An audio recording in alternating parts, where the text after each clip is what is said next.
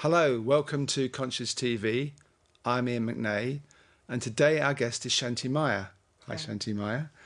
And ShantiMayi has written a book, In Our Hearts We Know, and she's actually been travelling the world for the last 21 years, spreading her experience and her wisdom in meetings and seminars. And we're going to find out about her life and her realizations, her integrations, the realizations and her teachings, and many more things as well. So let's start maybe at the beginning in terms of your childhood, ShantiMayi. Did you have any beginnings of a spiritual search or curiosity then? Sometimes when I look back at that, I wonder about that, really. And I have to say, there were a couple places in my life that really stuck out in terms of maybe influencing me spiritually. And that is that, like the movie Moses or like that, I was a little kid, right? I would watch these movies, these religious movies, and oftentimes when they were finished, I would like go to my room and just lay in a kind of ecstasy. I noticed that and remember that. And then also there was another thing that I used to do when my parents went out the house. I used to play opera.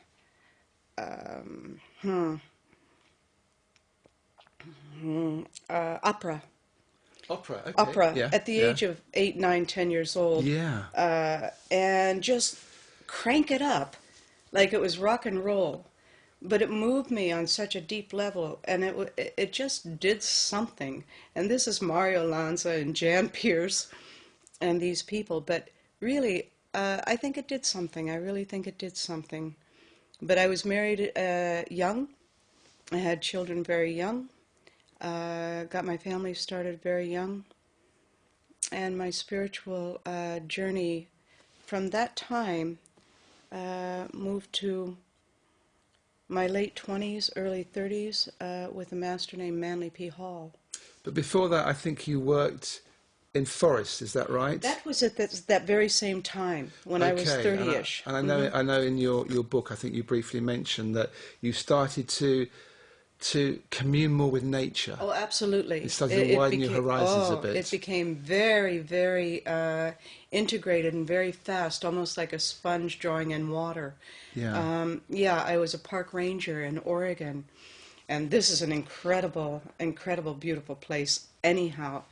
And I lived on a 90-acre park.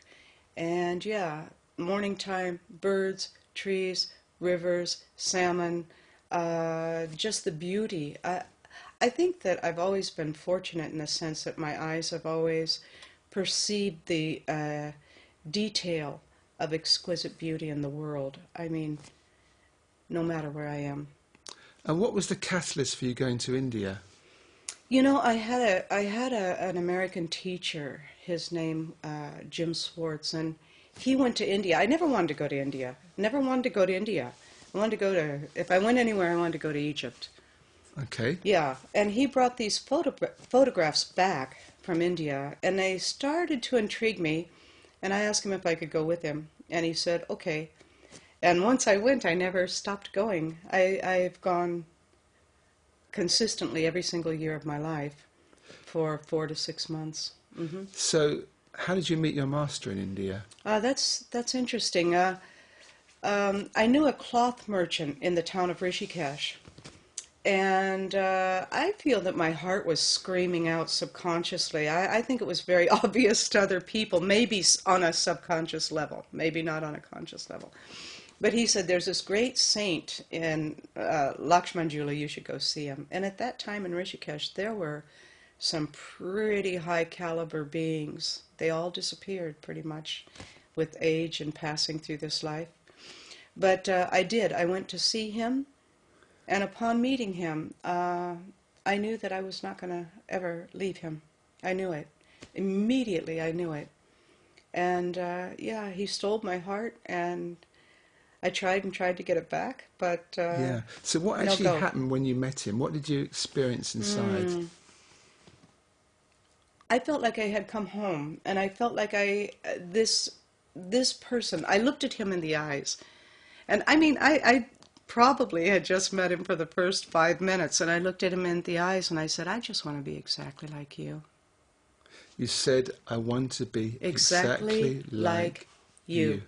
What did he say to you? You will be. Really? And we knew we weren't talking about changing this life to his life, or me being like him, or emulating another person. But we were talking on a deeper level. What he had discovered within himself, I shall discover within myself. We both knew that that's what we were talking about. Right.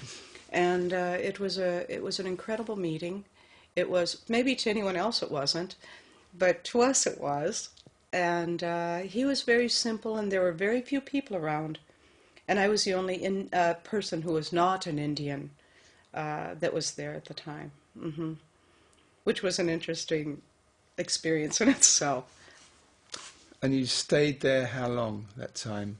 Oh, I stayed, I think I stayed for 6 months, but I thought I was going to stay forever. I quit my job in the park, and I thought, oh, I'm going to be living in India now. Right. And I accepted him as my spiritual master immediately. And what kind of practice was involved in that? You know, he was not a person who would insist there would be any practice. And I also have that. If your heart requires you to do something, then do it. And if it's just mental or pushing or trying to put a puzzle piece in, forget it. It really has to be done by heart. So I learned the Gayatri Mantra. It was important to me. There were times when I didn't speak for a month, which was very important to me. He didn't like that. That moan, it's called moan, when you go into moan and you don't speak. But I did it anyhow, usually when he was gone. So instinctively you felt that you needed to be quiet for a time? I really did, and I had the opportunity for it.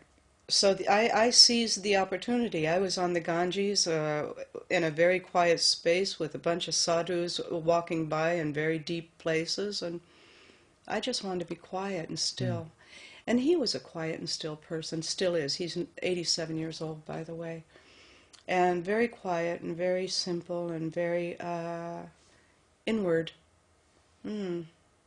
And then I think at some point he said you need to go back home for 6 months. I did, yeah. And you had $40 to finance this trip? Yeah, that was not the only time. It was many times I went back home with like nothing, and he would say, you must come back.